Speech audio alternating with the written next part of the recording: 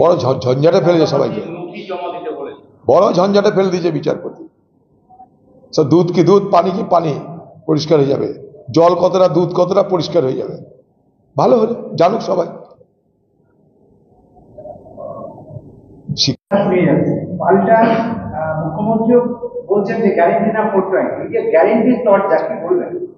মোদী তো গ্যারেন্টির তরজা বিখ্যাত। এখন 400 পারের গ্যারেন্টি দিয়েছিল, এখন আর সেটা বলছে না। মোদী বলেছিল ইসবার 400 পার, আমরা বলেছি ইসবার মোদী কি হার। তো চলো, যে রাজ্য সরকার গ্রামের সারাতে বাড়িয়েছে, তাকে সম্বোধনা দেওয়া হচ্ছে, বলছে যে ন্যায়ের জয় হয়েছে, তাহলে এত যে দুর্নীতি অভিযোগ তো কোর্ট দেখবে ওগুলো কোথায় ন্যায় অন্যায়, সেটা কোর্ট দেখছে। এটা তো কোর্টের ইয়েতে পর্যবেক্ষণে তদন্ত হচ্ছে, কোর্ট দেখছে এগুলো। আমরা তো জানি সে চোর, সবাই জানে এটা। হঠাৎ করে জেল খাটতে হলে কেন, তার হঠাৎ করে মোবাইল ফেলতে হচ্ছে কেন জলে? আমাদেরকে ধরতে হলে মোবাইল জলে ফেলবো না। প্রচুর পরিমাণে এটা তো বাংলা মানুষের, গরিব মানুষের, দরিদ্র মানুষের, বন্যায় পীড়িত, অন্যান্য প্রাকৃতিক দুর্যোগে পীড়িত মানুষের জন্য যা কিছু বরাদ্দ সেগুলো লুট হয়, চুরি হয়। কোভিডের আমলে আমি দেখেছি শিশুদের খাদ্য পর্যন্ত চুরি করে বাজারে বিক্রি করা হয়েছে। শিশুদেরকে মিড ডে মিলের চাল গম দেওয়া হয়নি। এ পশ্চিমবঙ্গের এটাই নিয়ম।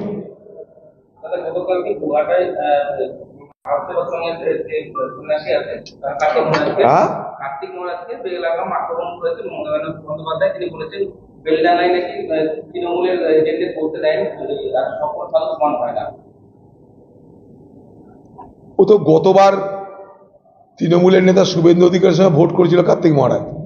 এখন কেউ যাই না, হঠাৎ ইকুয়েশন চেঞ্জ হয়ে যেত দিদির। কার্তিক মহারাজ খুব পেয়ারের লোক ছিল দিদির, গতবার ওকে ব্যবহার করেছিল আমার বিরুদ্ধে। হঠাৎ করে ইকুয়েশন চেঞ্জ হয়ে সমীকরণ পাল্টে যাচ্ছে হয়তো।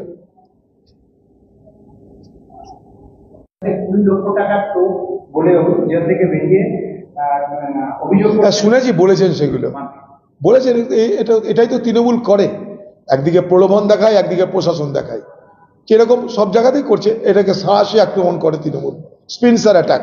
একদিকে প্রলোভন, আরেকদিকে প্রশাসন, একদিকে সন্ত্রাস, আরেকদিকে প্রলোভন।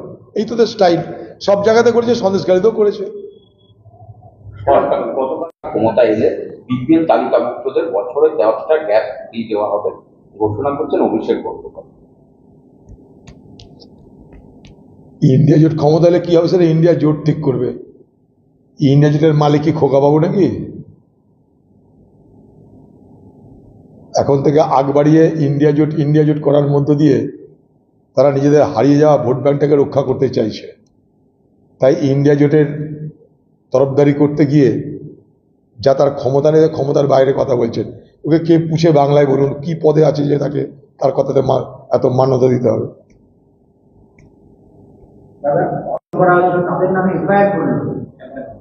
এটা একটা প্রতিহিংসা রাজনীতি চলছে বলে আমি মনে করি। যে ধরনের প্রয়োজন পশ্চাৎ রাজ্য সরকার দেখাচ্ছে, আমার মনে হয় এটা একটা প্রতিহিংসা রাজনীতি করছে। রাজ্যপালকে আরো দৃঢ়তা দেখাতে হবে। জানি না রাজ্যপাল কি করবেন না করবেন, কারণ ভারতবর্ষে আর কোনো রাজভবন এই ধরনের আক্রমণ হয়েছে কিনা আমার জানা নাই। রাজ্যপাল তাকে আমার পছন্দ হতে পারে, না পছন্দ হতে পারে, সেটা অন্য জিনিস। কিন্তু কতগুলো প্রোটোকল আমাদের মানতে হয়, ডিসেন্সি মানতে হয়, সেগুলো মেনে করলে ঠিক আছে। রাজ্যপাল অপরাধ করতে পারেন না, আমি কথা বলছি না, কিন্তু অপরাধটা যথার্থ কিনা সেটাও দেখার দরকার। আমি কাউকে বদলা নিবার জন্য আমার ক্ষমতার অপব্যবহার করতে পারি না। না রাজ্যপাল তার নিজের ক্ষমতার অপব্যবহার করুক, না রাজ্য তার নিজের ক্ষমতার অপব্যবহার করুক, এটাই আমার বক্তব্য। কাউরিরই ক্ষমতার অপব্যবহার করবার কোনো অধিকার নাই। Within the ambit of our constitution যা কিছু হবে আমাদের সেই পরিধির মধ্যে থেকে করতে হবে। আর আর জন্য বলতে পারো তো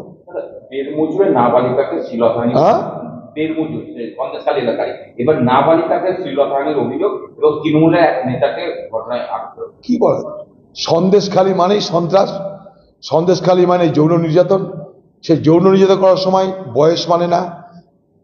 কি বলার কিছু না, ঘেন্না লাগছে নিজেকে এটা ভাবতে যে প্রতিদিন আমাদের সন্দেশখালী নিয়ে আলোচনা করতে হয়।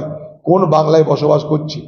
বগলি নিবেদিতার বাংলা, সারদামণির বাংলা, কবিগুরু কাজী নজরুলের বাংলা আমরা কি আলোচনা করছি? বেমান নিজের লজ্জা লাগে। এই বাংলার দ্রুত পতন দরকার, এই সরকারের দ্রুত পতন দরকার।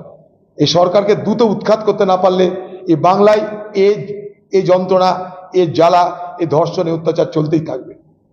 আন্দোলন থেকে আর জন্য বলতে পারো তো দেড় মজুরে নাবালিকাকে শ্লীলতাহানি, হ্যাঁ দেড় মজুর সন্দেশখালী এলাকায় এবার নাবালিকাকে শ্লীলতাহানির অভিযোগ এবং তৃণমূলের এক নেতাকে ঘটনায় আটক।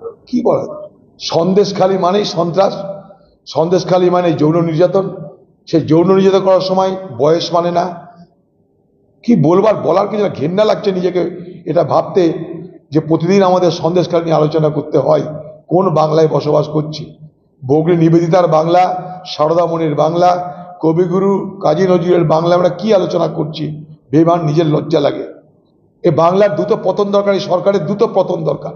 এই সরকারকে দ্রুত উৎখাত করতে না পারলে এই বাংলায় এই যন্ত্রণা, এই জ্বালা, এই ধর্ষণ, এই অত্যাচার চলতেই থাকবে। আন্দোলন থেকে সোশ্যাল মিডিয়াতে বিশেষ করে আপনি মুর্শিদাবাদের পশ্চিমবাংলার বিভিন্ন জেলাতে মানে তারা তাদের একটা বক্তব্য যে খাড়গের ঠিক জননেতা না, জননেতা এই জায়গাটাকে দিনকে ভাঙতে চাইছে, আমি সেগুলো বাংলা নেতাদেরকে উঠতে দিতে চাইছে না। এই একটা অভিযোগ করে কালকে রাষ্ট্রীয় রিজন থেকে আজকে সোশ্যাল মিডিয়া এটা শয়ে লেখা হবে, প্রত্যেকটা লেখা আপনাকে সাপোর্ট করে আসবে। এটা কাকে খুব দেখে সোশ্যাল মিডিয়া এই আমার তো লড়াই করার লুকোচুরি নাই।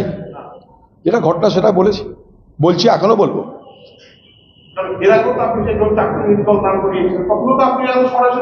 পার্টিটাকে বাঁচানোর দায়িত্ব আমার।